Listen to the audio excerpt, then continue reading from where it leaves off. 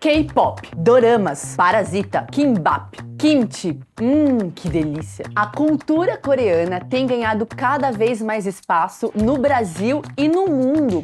A sua culinária, as artes, séries, filmes têm sido cada vez mais procurados. E isso não é diferente nas estantes das livrarias. No vídeo de hoje, vamos fazer um passeio pela literatura da Coreia do Sul.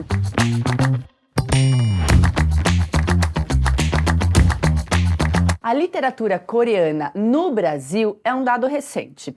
Isso porque foi em 1985 que o primeiro livro coreano foi publicado no Brasil, mas com tradução direta do idioma original somente em 1993. Mas o livro que fez a literatura da Coreia do Sul entrar definitivamente nas estantes dos brasileiros e brasileiras foi A Vegetariana, de Han Kang. Esse livro foi vencedor do Man Booker International Prize em 2016 e tem sido considerado por muitos críticos um dos livros mais importantes da ficção contemporânea. Olha, gente, eu sofro para falar as pronúncias nos vídeos de literatura russa. No de hoje não será diferente, mas vamos lá. Han Kang, em A Vegetariana, narra a história de Heung-hye, uma mulher comum, que vive uma rotina sem sobressaltos. Ela tem um casamento bem dentro dos padrões, mas um belo dia ela acorda de um pesadelo e decide parar de comer carne e outros produtos de origem animal. Essa decisão, aparentemente banal, causa uma tensão entre a protagonista e a sua família.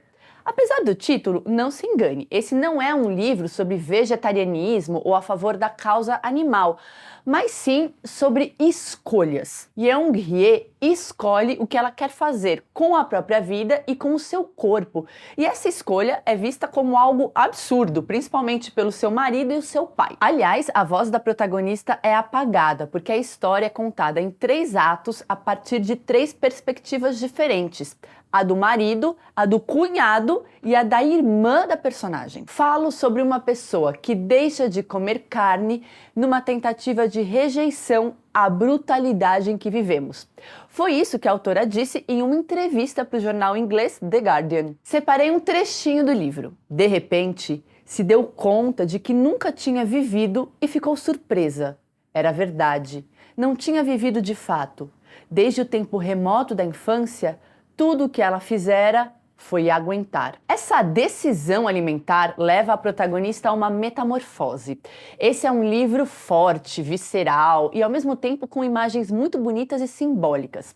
E o horror é muito presente na obra de Han Kang como um todo. Em Atos Humanos, o pano de fundo é um massacre que ocorreu em um levante estudantil na década de 80. E na obra O Livro Branco, a autora rememora alguns momentos de luto que ela experimentou. Aliás, o branco na Coreia do Sul é a cor que representa o luto. E esse livro é cheio de símbolos de vida e morte e de branco. O branco da magnólia, o branco do leite materno e da fralda, do sal e da neve, entre muitos outros. Aliás, os temas profundos e difíceis são bem presentes na literatura coreana.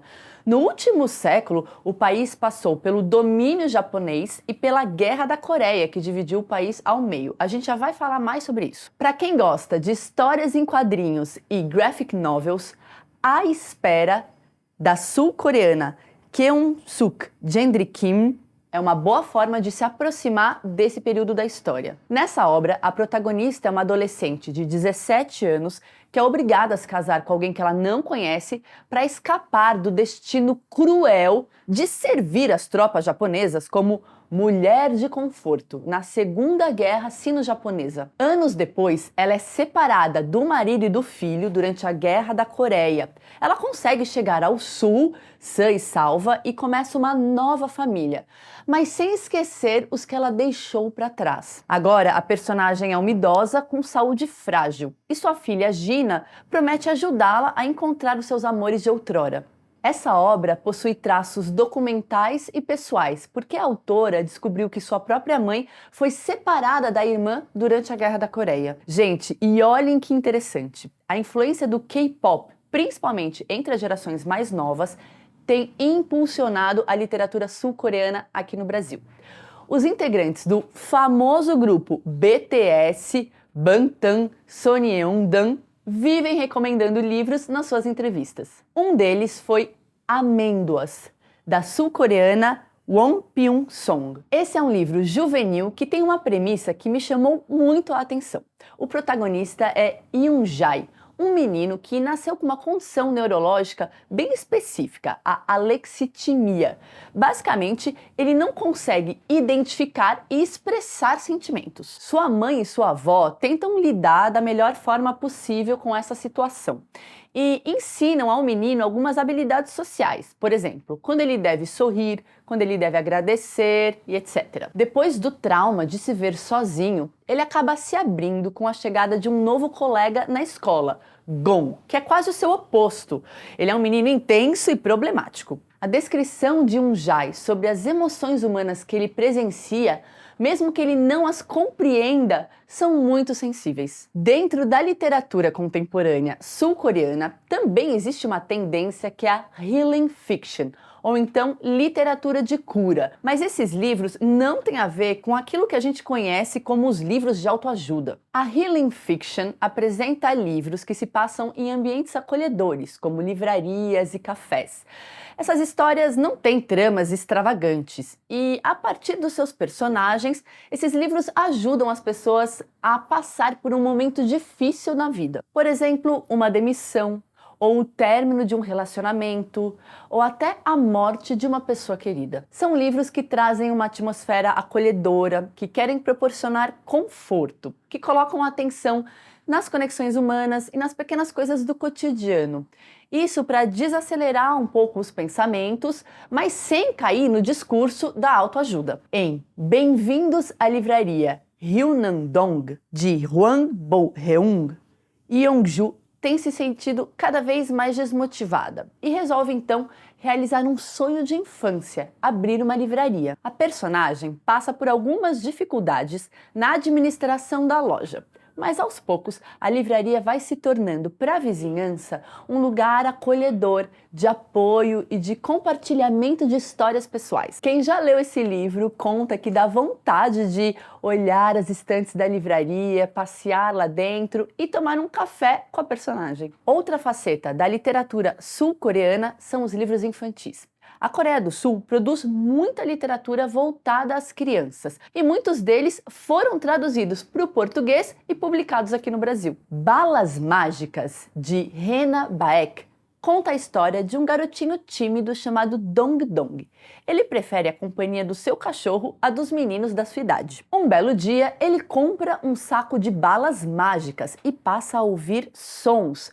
Então, ele precisa aprender a deixar a timidez de lado para encarar algumas conversas com pessoas e seres bem inusitados. Em 2020, a autora desse livro recebeu o Prêmio Alma, um dos maiores prêmios de literatura infantil do mundo. Mas se você deseja se aventurar pelos clássicos da literatura sul-coreana, um dos livros mais importantes se chama Contos da Tartaruga Dourada, de Kim Si-seup. Esse livro foi escrito no século XV, ainda em caracteres chineses, e é considerado o ponto fundador da prosa coreana. São histórias que apresentam um sincretismo entre elementos xamânicos, budistas, taoístas e neoconfucionistas. Meu Deus, nem acredito que eu consegui falar tudo isso sem engasgar. São histórias fantasmagóricas que misturam também elementos da época e comentários sobre política, a vida e religião. Outro grande clássico coreano se chama A História de Hong Gil-dong,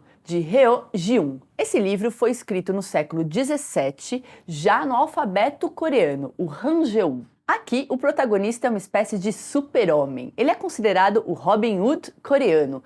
Ele é capaz de encurtar distâncias, se multiplicar, ele tem uma força sobre-humana e uma inteligência acima da média. O problema é que ele é um filho ilegítimo de um nobre com uma concubina. Aliás, ter trazido essa questão para o livro fez com que o autor fosse condenado à pena de morte. Ele foi acusado de defender o fim da discriminação contra os filhos ilegítimos. A gente pode pensar que a literatura sul-coreana faz parte de um movimento maior que envolve outras artes e manifestações artísticas e culturais do país. Em 2022, eu não sei se vocês se lembram, aquela série Round Six foi uma febre. Aliás, ela foi a primeira série falada em um idioma diferente do inglês que venceu as principais categorias do prêmio Emmy, a principal premiação da TV norte-americana. Em 2019, o excelente filme Parasita gerou um impacto ainda maior no mundo todo, porque no Oscar ele levou a principal estatueta, a de melhor filme. Há anos, o K-pop, estilo musical da Coreia do Sul, vem ganhando fãs fervorosos em países do mundo todo. Isso sem falar nos games, nos doramas e nos K-dramas, histórias novelescas que fazem muito sucesso nas plataformas de streaming. A Coreia do Sul, gente, tem sido citada recorrentemente como um sucesso da indústria criativa, com resultados consideráveis para a economia local. Um levantamento de 2021 da COFICE, Fundação Coreana para o Intercâmbio Cultural e Internacional, apontou que exportações ligadas a conteúdos produzidos pelo país atingiu mais de 11 bilhões de dólares só naquele ano. Mas não são esses números exorbitantes o que eu acho mais interessante nessa história toda, e sim o efeito cascata desse fenômeno mundial, porque aumentou e muito o interesse das pessoas pela cultura da Coreia do Sul,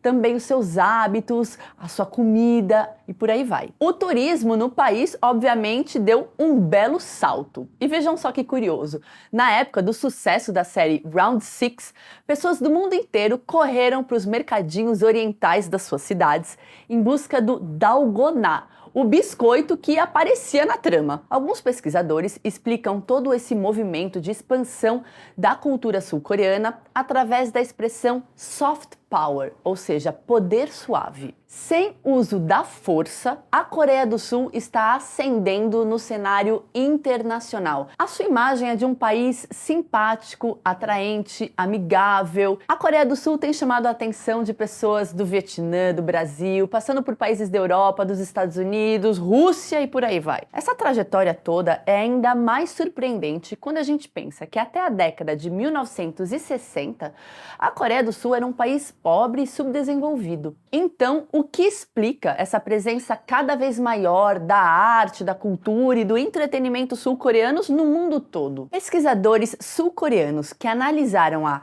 Hallyu, onda coreana, dizem que políticas públicas bem planejadas e bem aplicadas ajudaram muito. Além disso, internamente o país tem um espírito bem competitivo, promove muitos programas de estilo idols para revelar novos talentos. O século XX foi especialmente difícil para a Península Coreana. Foram 35 anos de uma cruel ocupação japonesa, além de um conflito armado que dividiu o país em duas partes. Em seguida, a população sul-coreana ficou sob regimes militares durante 4 décadas. E aí já sabe, né? A censura controlava muito tudo na cultura. Os governos democráticos voltaram no final da década de 1980 e a produção artística passou a florescer novamente. Mas a principal razão para o governo ter voltado seus olhos para a produção da arte, da cultura, foi a crise financeira asiática de 1997. Naquela época, o governo decidiu diversificar os seus negócios, que até aquele momento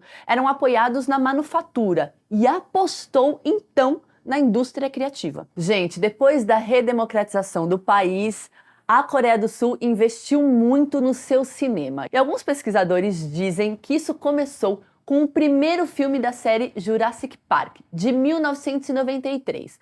O que aconteceu? O filme lotou todas as salas de cinema da Coreia do Sul. O governo olhou para tudo isso e disse: calma lá, precisamos de filmes tão mais lucrativos feitos no nosso país. Jurassic Park foi citado em um relatório governamental, porque a bilheteria foi equivalente à venda de 1,5 milhão de carros da Hyundai. Além do investimento no cinema, o K-pop foi tratado como produto para exportação. O Ministério da Cultura se reestruturou estruturou para trabalhar fortemente a divulgação dos seus artistas. O governo adotou diversas ações. Por exemplo, distribuir milhares de CDs de K-pop para potenciais clientes internacionais e também apoiar a participação de empresas de entretenimento em feiras no exterior. E tudo isso só aumentou. O presidente sul-coreano da virada do século, Kim Dae-jung, se autoproclamou o presidente da cultura